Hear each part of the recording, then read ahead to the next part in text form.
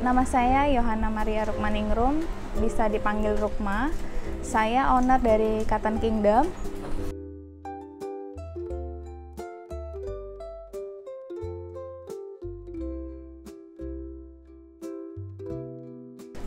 Cotton Kingdom itu bermula dari keresahan saya sebagai seorang ibu. Waktu itu saya hamil, terus kebetulan belanja online, terus deskripsi pakaian anak itu ketika datang itu tidak sesuai dengan yang ada di deskripsi, dan kebetulan suami ngelihat, oh aku bisa nih bikin seperti ini, karena kan suami konveksi. Jadi akhirnya kami memutuskan untuk membuat clothing untuk baby and kids gitu. Jadi Cotton Kingdom ini sebenarnya produsen pakaian bayi dan anak gitu.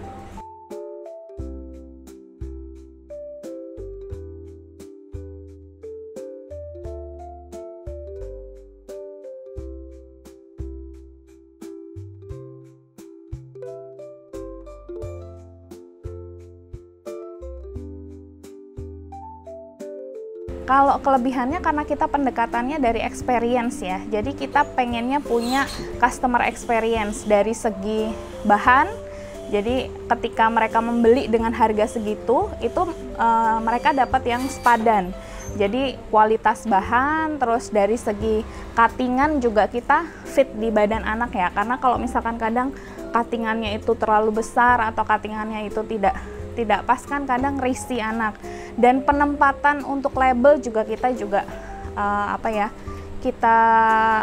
kita pertimbangkan supaya anak itu nyaman. Jadi Cotton Kingdom ini mengutamakan kenyamanan. Kelebihannya dari yang lain itu dari segi packaging juga, kita pokoknya pengen memberikan customer itu sebuah experience belanja online tapi nggak zonk gitu. Gitu aja.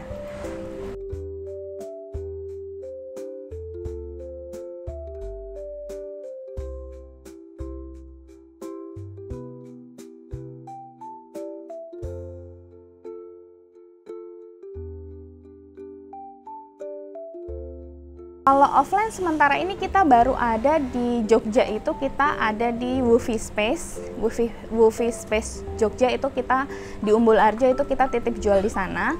Terus sama di Semarang itu ada di Curated by the Jew. Jadi baru dua itu, nanti kebetulan akan kami tambah lagi, di samping ada reseller juga.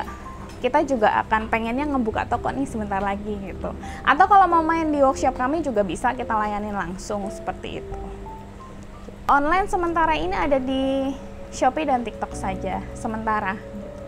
Jadi kalau pekerja kami di sini rata-rata merupakan penduduk sekitar sini ya.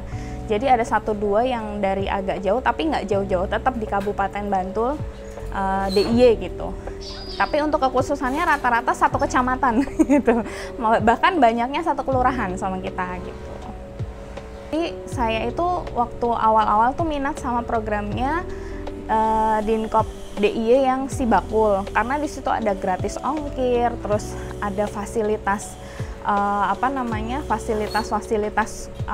kayak seminar, bahkan akses pendanaan juga ada. Nah kebetulan saya aktif banget ngikutin Dinkop DIY di IG. Jadi sewaktu itu kita merasa kayak kita butuh ilmu nih.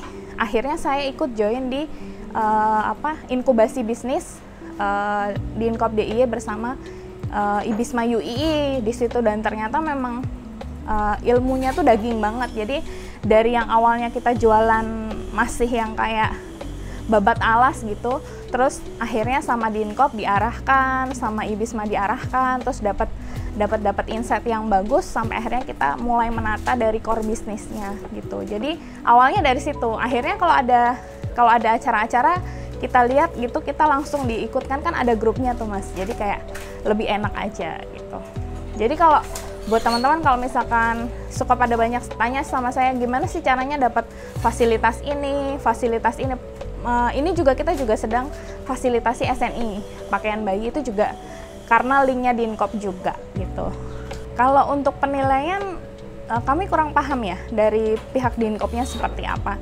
Cuman yang kami sadari bahwa kami menang itu karena mungkin ya karena kita ngikutinnya tuh bener-bener ngikutin. Jadi tidak, kan ada tugas, jadi tidak sekedar mengerjakan tugas, tapi kita aplikasikan apa yang kita dapat, terus kita aplikasikan dan ada perubahan nyata seperti itu. Jadi kemungkinan kami menang karena ada perubahan yang signifikan gitu.